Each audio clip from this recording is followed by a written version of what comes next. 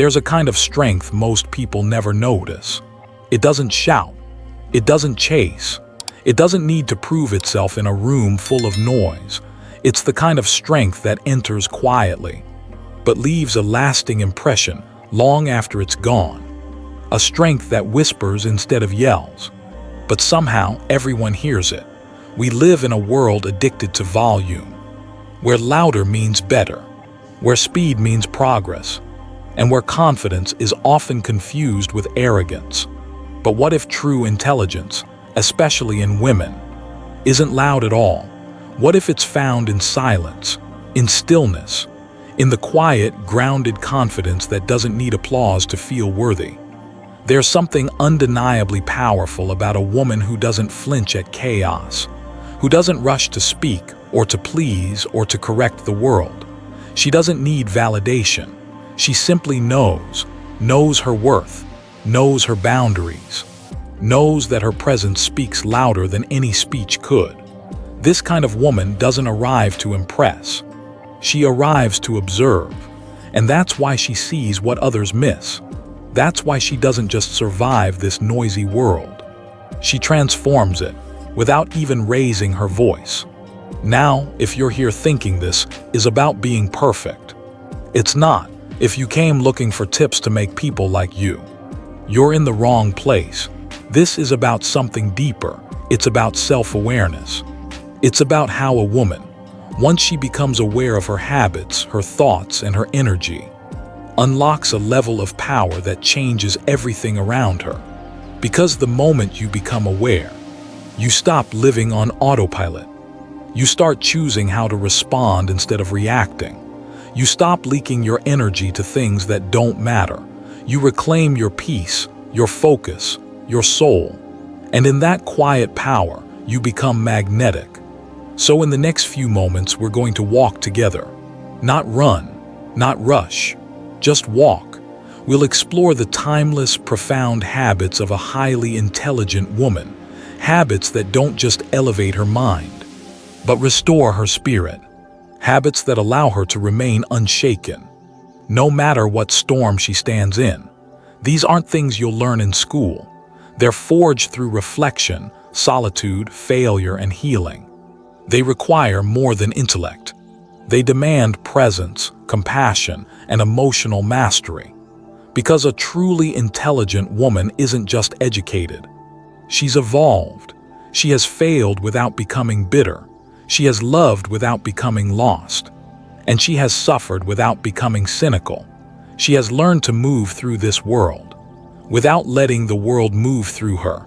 Her power doesn't come from dominance. It comes from discernment, from discipline, from the sacred commitment to protect her energy and honor her peace. So if you've ever felt like the world demands too much noise from you, if you've ever felt unseen for your quiet strength, if you've ever wanted to master your emotions instead of being mastered by them, stay, because this journey isn't about becoming someone else. It's about returning to who you really are.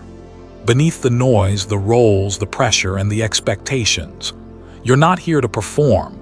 You're here to awaken, and everything begins in silence. Now close the door gently on the outside world. Take a deep breath, and let's begin with what lies at the very center of your strength, not your voice, not your titles, but the stillness within you. Have you ever walked into a room full of noise, but inside you felt utterly still? It's a rare feeling. Most of us carry noise within us, restless thoughts, worries from yesterday, fears about tomorrow. Even when the world outside is calm, the storm inside never seems to stop. But here's the paradox. True silence isn't the absence of sound. It's the presence of deep inner stillness. A stillness so anchored that not even the chaos of the world can disturb it. This kind of silence is not passive. It's not about zoning out or escaping. It's a living presence, an active awareness that watches everything, without reacting, without judging. In Buddhism, this is called inner refuge. It's the quiet cave within your own heart, and once you learn to enter it, You'll realize that no storm can truly touch you anymore. But how do we get there? Let's begin by unlearning something. We've been conditioned to believe that silence is uncomfortable. From childhood, we're taught to fill every gap in conversation, to answer quickly, to keep things moving. In fact, silence is often seen as awkward, even threatening. But in truth, silence is not empty, it's full of answers. The great Zen master Thich Nh letter 1ea5t, H letter 1ea1nh once said, "Silence is essential. We need silence just as much as we need air, just as much as plants need light." When we slow down and invite silence in, something magical begins to happen. We begin to hear what's really going on inside. At first, it's messy. You may hear your own fears shouting at you, your insecurities rising up like ghosts. You may want to run, but stay with it, because just beyond that discomfort is clarity. The practice begins with simple awareness. You sit still. You breathe slow, gentle, without forcing, and you observe your thoughts like clouds drifting across a vast sky. No judgment, no control, just presence. You'll start noticing how your mind jumps from past to future, from fantasy to fear. That's okay. Just notice it and return to the breath. Each time you come back to your breath, you are choosing silence over noise. And every time you do this, even for a few seconds, you are strengthening a powerful muscle. The ability to dwell in calm even when life becomes loud. And here's where it gets deeper. As your practice continues, something begins to shift. The space between your thoughts starts to grow. Moments of stillness arise, natural, unforced. And then you begin to hear something else. Your own intuition, your inner wisdom, the subtle knowing that was always there but drowned out by the chatter. You start making better decisions, not out of fear or habit, but from a place of calm insight. You start responding to life instead of reacting, and people around you notice. They may not know why, but your presence feels different, more grounded, more trustworthy. That's the silent power of inner stillness. Now, don't confuse this with indifference. Being silent inside doesn't mean you stop caring. In fact, you begin to care more deeply, but wisely. You stop wasting energy on what doesn't matter and start showing up fully for what does. A silent mind becomes a clear mirror, reflecting life exactly as it is without distortion. And from that clarity, compassion naturally arises. Imagine this: someone insults you. Instead of reacting, you pause. You feel the emotion arise, but you let it pass like a wave that doesn't have to knock you down. In that space, you find freedom. You realize you are not your anger, you are not your fear. You are the awareness that sees all of it. And that awareness is silent, vast, unshakable. This is the beginning of liberation. But it doesn't come from running away from the world. It comes from going so deeply inward that nothing outward can shake you anymore. Monks train in caves, but you can train in your daily life. With every breath, every moment of mindfulness, you build your own silent temple within. A space where nothing and no one has the power to disturb your peace. The greatest warriors are not those who conquer others, but those who conquer themselves. And inner silence is your sword, not sharp and violent, but steady and radiant. And once you wield it, you'll never live the same way again. There is a quiet art to understanding emotions, not just your own, but the emotions of those around you.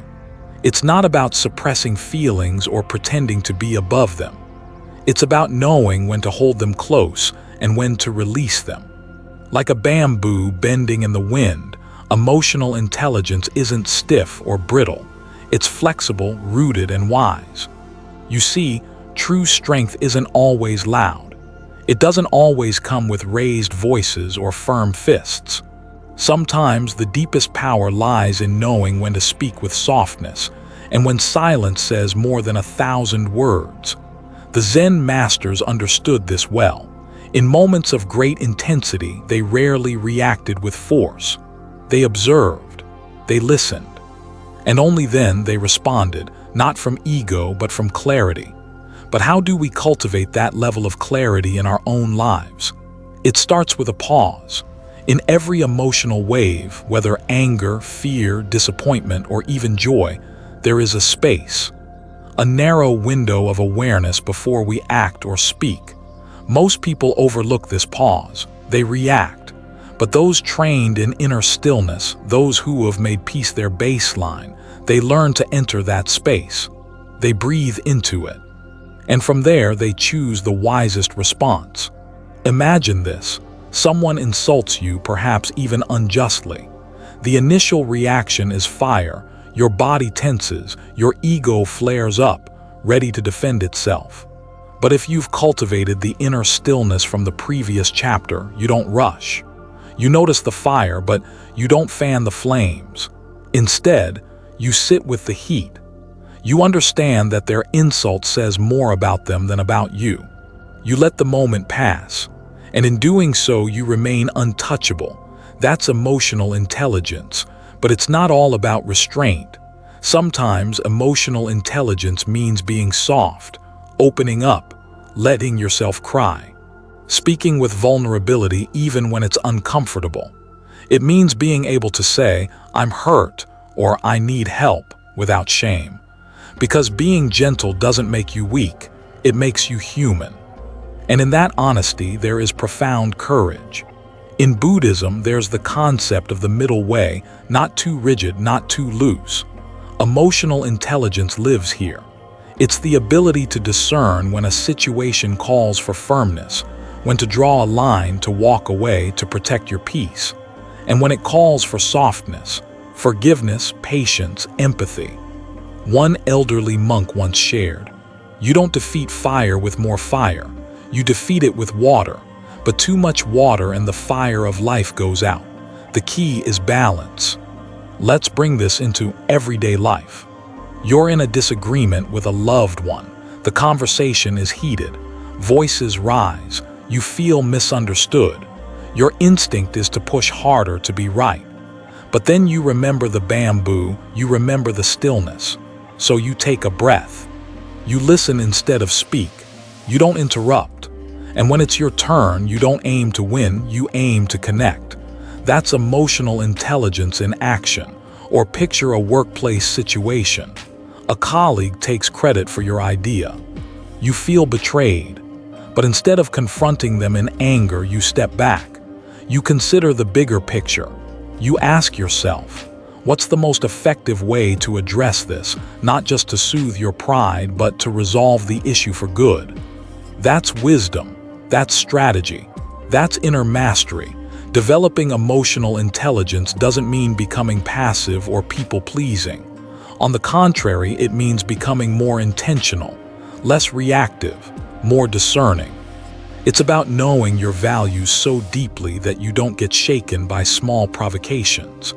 It's about honoring your emotions without letting them control your life. And above all, it's about realizing that not every battle is worth fighting. Some things are better left unsaid. Some victories come from walking away with your peace intact. The silent masters, the elders who have walked many roads before us, they didn't get there through brute force. They got there through presence, through the wisdom of knowing what matters, through the grace of choosing when to be firm like a mountain and when to be soft like water. This is the dance of emotional intelligence. And when you master it, you no longer live at the mercy of your moods or the chaos around you.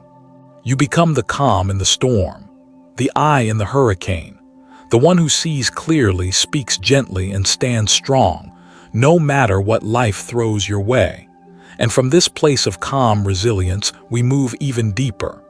Because beyond the emotions, beyond the thoughts, there is something more subtle, more powerful, a force that operates beneath the surface of everything you feel or think. And to access it, we must explore the most overlooked source of all inner wisdom. It's often said that the most powerful people in a room aren't the ones who speak the loudest, but the ones who observe the most. While others rush to speak, react, or assert control, the truly wise remain quiet, eyes scanning, ears open, presence grounded. Observation is not about staring. It's not about surveillance or suspicion. It's a sacred act of witnessing life fully, honestly, without judgment. In Zen, the art of observation isn't just about what you see, but how you see. What lens are you using? Is it colored by fear, desire, ego, or is it clear, unclouded still? There's a Zen proverb that goes, "The quieter you become, the more you can hear." And in that stillness, the world begins to unfold its secrets. A Zen master once sat quietly by a window, day after day, seemingly doing nothing. A young student, curious and impatient, asked, "Master, what are you watching out there?" The master replied, "The wind moving through the trees, the rhythm of the seasons, the way the light shifts from morning to dusk. I'm watching the world teach me everything I need to know, without saying a single word." You see, to observe is to learn, not just about others, but about yourself. It's noticing when someone's smile doesn't reach their eyes. It's sensing the tension in a room without anyone saying a word. It's seeing the small kindness behind an action, or the pain behind a mask. It's understanding when to lean in and when to step back. In today's noisy world where everyone is performing, posting, pretending, the power of pure observation becomes rare. But it is also transformational. The sharp observer doesn't jump to conclusions. They wait. They don't react impulsively. They respond consciously. They don't gossip. They discern. Imagine walking into a conversation and instead of thinking, "What should I say to impress them?" you ask, "What's really going on beneath the surface here?" That shift in attention makes all the difference. It trains you to listen not just with your ears, but with your intuition. It allows you to feel the tone behind the words, to sense energy, not just information. In Buddhist psychology, there's a term, bare attention. It means observing without adding layers of judgment, labeling, or interpretation. Just seeing things as they are, not better or worse, just as they are. And when you live this way, with calm observation, something magical happens. People feel safe around you. They trust you without knowing why. You become a mirror not because you reflect their image, but because your presence doesn't distort it. Observation also sharpens your intuition. A person who hones this skill can detect lies with subtle facial shifts, can sense dishonesty in polished words, can spot genuine warmth in a single gesture. You begin to read the unspoken, the micro-expressions, the pauses, the energy shifts. These are things that words can never hide. But here's the key. Observation is never about control or manipulation. It's about clarity. The more clearly you observe others, the more clearly you see yourself. You begin to notice your own habits, your reactive patterns, your emotional triggers. You catch yourself before the anger flares. You pause before the judgment arises. And in that sacred pause, that microsecond of awareness, you are no longer controlled by your past conditioning. You are free. Think of great artists, wise leaders, skillful teachers. What do they all have in common? A refined sensitivity to detail. They notice what others miss. They sense timing. They respond not from emotion, but from awareness. So if you wish to grow in wisdom, begin by sharpening your observation. Don't just see, perceive. Don't just look, notice. Don't just hear, listen deeply. The world speaks in whispers to those who are still enough to listen. And when you develop this subtle power, you'll begin to see through illusions, not only in others, but within yourself. That is the quiet strength of the mindful observer. And when you move through life this way, calmly, clearly, deeply aware, you no longer need to prove anything to anyone, because your understanding speaks louder than your words ever could. Now, Let's explore something even deeper, the power of letting go, not in the way most people think, but in a way that frees the soul. In a world designed to make us consume endlessly, content, opinions, entertainment, even identities, there's something quietly revolutionary about choosing to create, not for attention, not for validation, but simply because something within you refuses to stay silent. We're not born just to scroll, compare, and wish. We're here to shape, to mold, to breathe life into what has not yet been seen. But to become a creator in the truest sense, you must first liberate yourself from the trance of passive consumption. Think of this: every time you consume without discernment, every hour lost to meaningless feeds, every opinion absorbed without question, you're renting your mind to someone else's agenda. And the rent they pay you, a dopamine hit, a flash of distraction, a temporary escape, but it leaves your soul hungry. Creation isn't about building empires or going viral. It starts quietly, like writing a few words in a journal that only you will read, planting a seed, sketching an idea, cooking a meal without a recipe, saying something true. And most of all, it's about giving instead of endlessly taking. You see, creators think differently. Where most people see problems, they see possibilities. Where others complain, they invent. Where others wait, they act. Creation is not just an act, it's a mindset. It's the refusal to remain idle when your hands were made to move, and your mind to shape meaning. And perhaps the most powerful truth: you don't need anyone's permission to begin. Because when you begin to create, truly create, you stop living life like a tourist and start living like a builder. You shift from reaction to intention, and that shift changes everything. Consider the monks who paint mandalas out of colored sand for days, only to wipe them away as soon as they're finished. Their creation isn't for fame, it isn't for profit, it's for presence, for discipline, for clarity. And it reminds us, creation is as much about the process as the product. So ask yourself, when was the last time you created something that made you feel more alive? Was it a line you wrote that captured an emotion perfectly? Was it a photograph that held a quiet story no one else saw? Was it the courage to speak up when staying silent was easier? Creation doesn't require you to be an artist.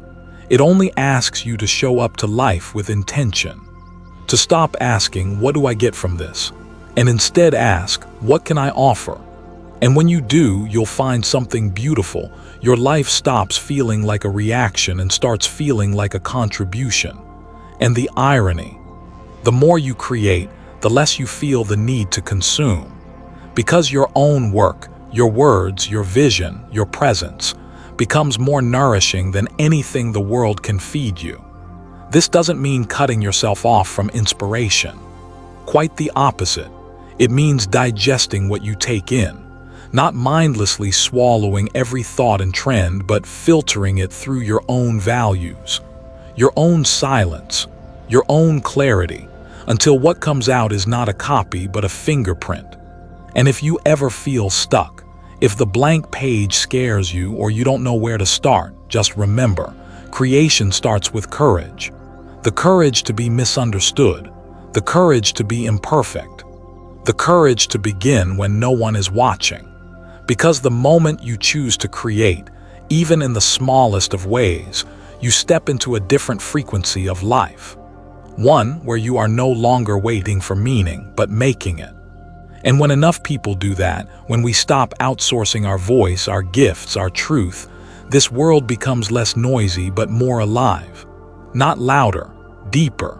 So let this be the moment you shift, from scrolling to sculpting, from echoing to expressing, from passively consuming the world to quietly, consistently building something beautiful within it, even if it's just for you, especially if it's just for you.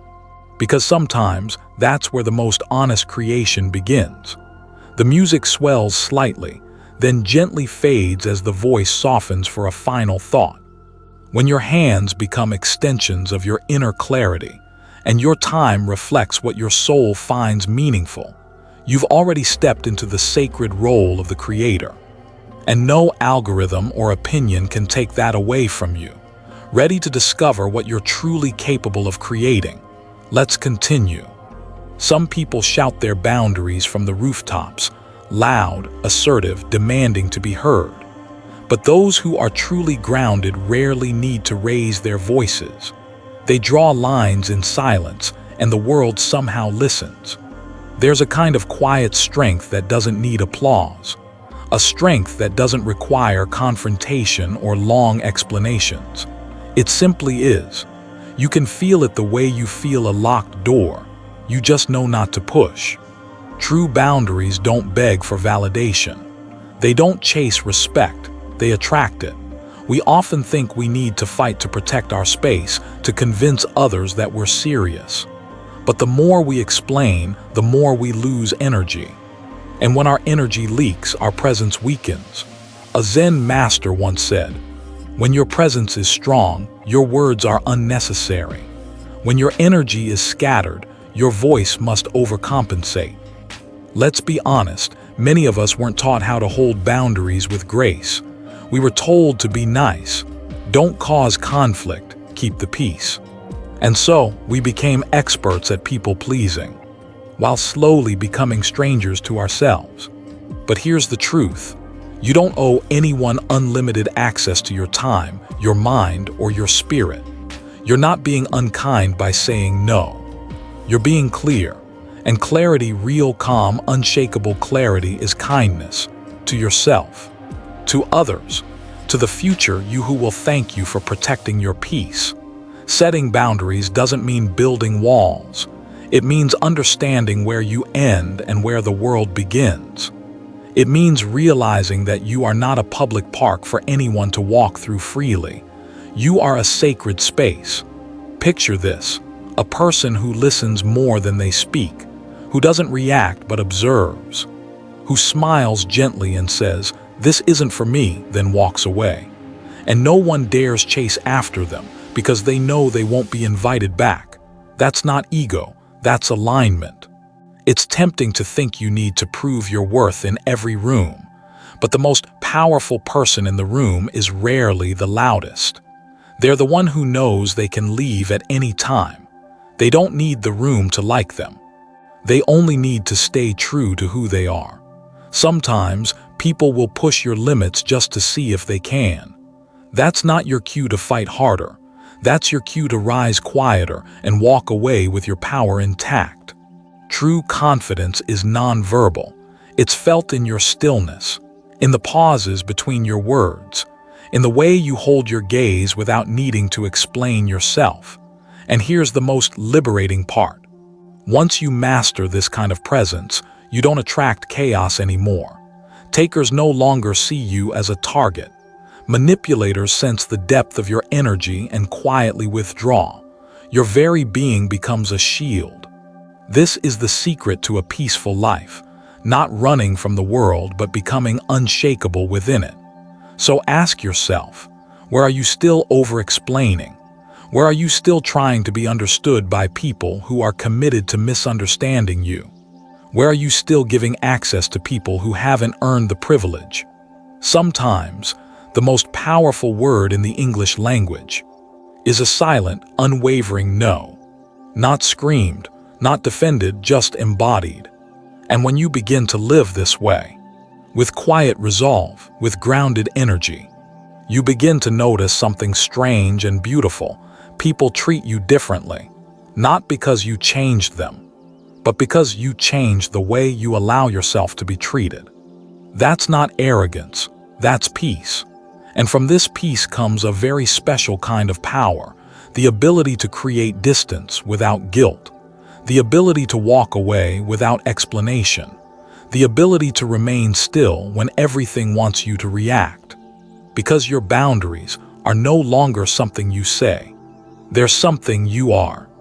There comes a time in every person's life when the voice of the world fades into the background, and the only voice left is your own.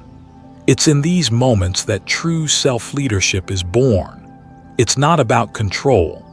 It's not about forcing yourself through willpower or discipline alone.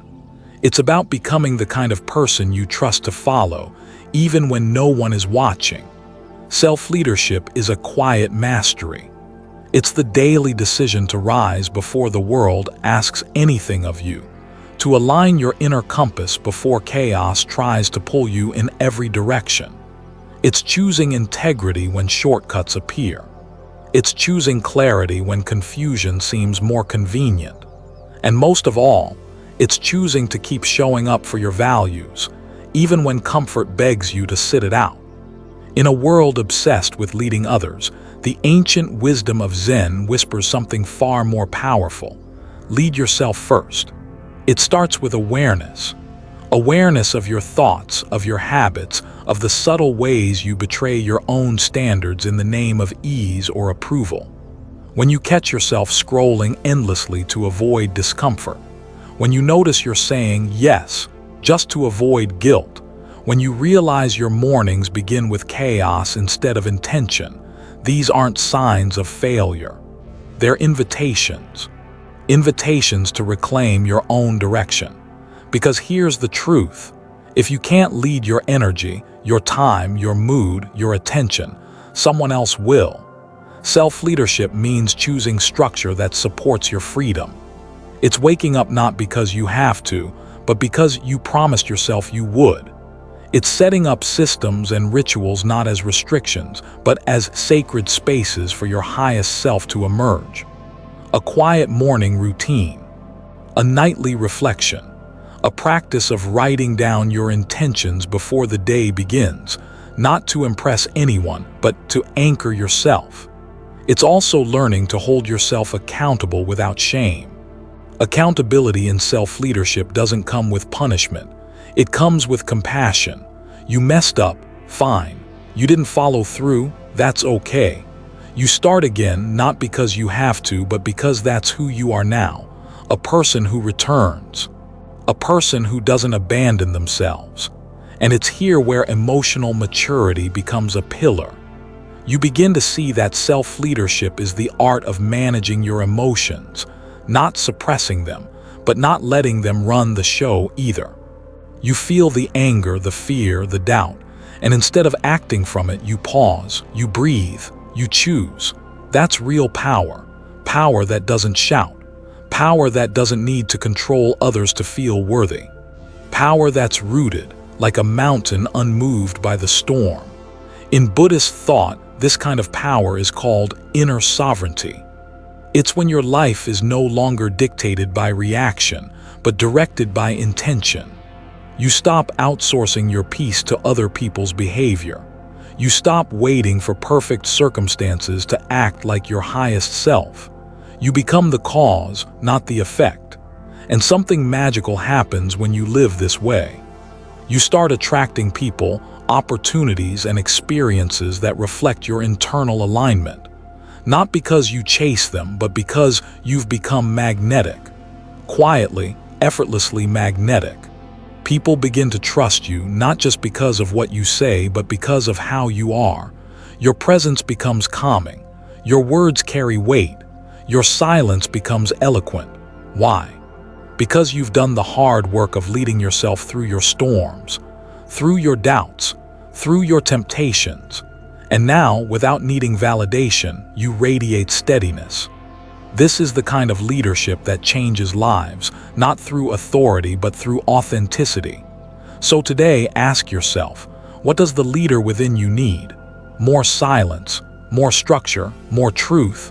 Then give it, without negotiation, without waiting for the right mood. Because you are the foundation upon which everything else in your life is built. And when you begin to lead yourself with clarity, humility, and quiet strength, life begins to follow, without force, without resistance, just flow. And now, as we go even deeper, something even more subtle and powerful begins to awaken, your ability to read the energy behind words, moments, and people. Have you ever walked into a room and immediately felt someone's presence? not because they spoke the loudest or looked the most striking, but simply because they were there, fully, calmly, unapologetically. It wasn't arrogance. It wasn't performance. It was something deeper, something sacred. That's the kind of presence we're talking about here, a quiet dignity that commands attention without demanding it. Presence is not a performance. It is not crafted in front of a mirror or rehearsed like a speech. True presence is the product of inner stillness, of a person who has met themselves in silence and made peace with who they are. It's the embodied result of self-awareness, self-leadership, and quiet confidence. And it begins with being, not doing. In today's hyperstimulated world, we're constantly being pulled out of ourselves, toward the noise, the urgency, the superficial. But there's something magnetic about those who refuse to chase it. Those who can slow time just by the way they listen, who don't rush to respond but hold space. Their calm becomes a refuge in the storm. Their eyes unwavering. Their words intentional. Their presence unforgettable. So what creates this kind of gravitas? It starts with integrity. When your outer actions reflect your inner values, people can feel it. You don't need to convince anyone of your worth when you live your truth quietly. It emanates from your energy. It's in the way you say no, not with guilt, but with clarity. It's in the way you greet others, not with performance, but with warmth and depth. Next comes mindfulness. Presence isn't just about showing up physically. It's about arriving mentally, emotionally, and spiritually. When you are fully engaged in the moment, in the conversation, in your breath, people feel seen. And that is rare and powerful. There's a saying in Zen, when you sit, just sit. When you walk, just walk. In other words, whatever you do, do it with your whole being. That simplicity is disarming, because it reflects someone who has nothing to prove, nowhere to run. Someone who belongs not because the world approves of them, but because they have approved of themselves. Presence also comes from boundaries, not walls, but clarity. When you stop explaining your worth and start honoring your limits, people naturally begin to respect you more. You show them how to treat you, not through arguments, but through example. And when you speak, you don't need to speak often. But when you do, people lean in. There's an elegance to this kind of authority. It's not loud. It's not theatrical, but it leaves a mark. And yet, presence doesn't mean perfection. It's not about hiding flaws or faking strength. In fact, those with true presence are often the most human, comfortable with silence, unafraid of vulnerability, and at peace with both their shadows and their light. That paradox, strength and softness, certainty and humility, is what makes them magnetic. Think of people like the Dalai Lama, Thich Nhat Hanh, Maya Angelou. They didn't dominate rooms, they blessed them. Their presence wasn't an act, it was an offering, a mirror, a permission slip for others to return to themselves.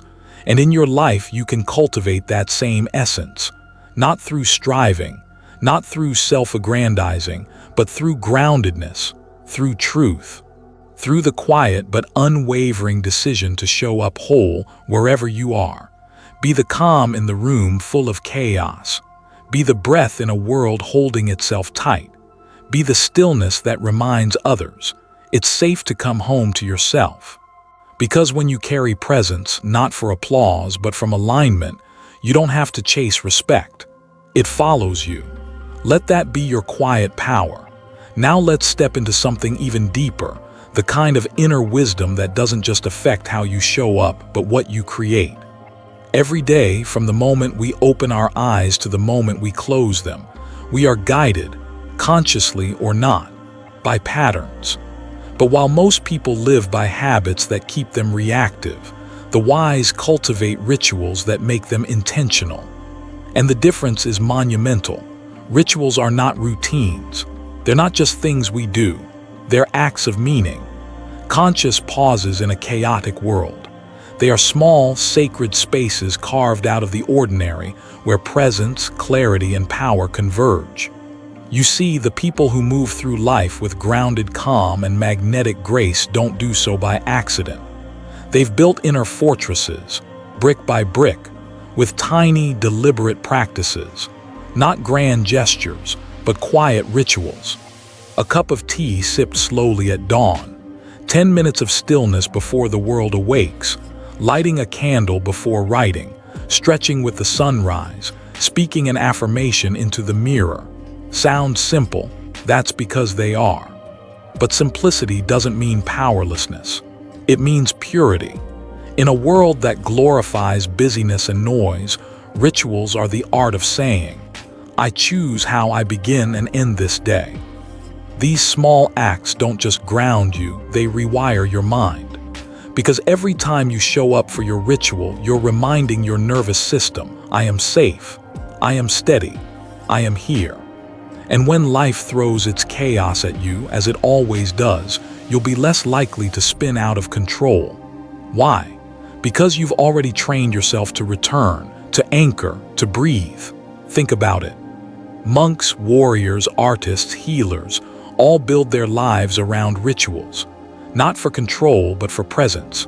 Not for performance, but for alignment. Even in Buddhism, the seemingly mundane acts of bowing, lighting incense, or walking in silence are not empty gestures. They are training, not for the body, but for the mind. Rituals teach us reverence. They say, "This moment matters." And when we treat the present with reverence, we no longer need to chase extraordinary days, because every day becomes sacred. But here's the catch. Your rituals must be yours. They don't need to look like anyone else's. They don't have to be fancy. And they definitely don't need to be Instagrammable. They only need to feel honest, grounding, intentional. Maybe it's journaling before sleep. Maybe it's watering your plants while repeating a mantra. Maybe it's a short walk, barefoot on the earth, reminding yourself that you belong here. The point is not what the ritual looks like. The point is how it changes you. One small ritual done with consistency is far more transformative than 10 grand plans never followed.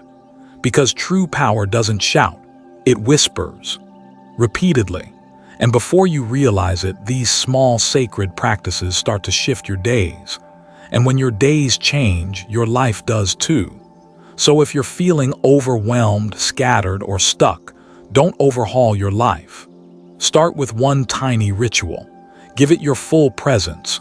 Do it for 7 days straight. Then watch what changes, not just outside of you, but within. Because in the end, power is not about control. It's about alignment.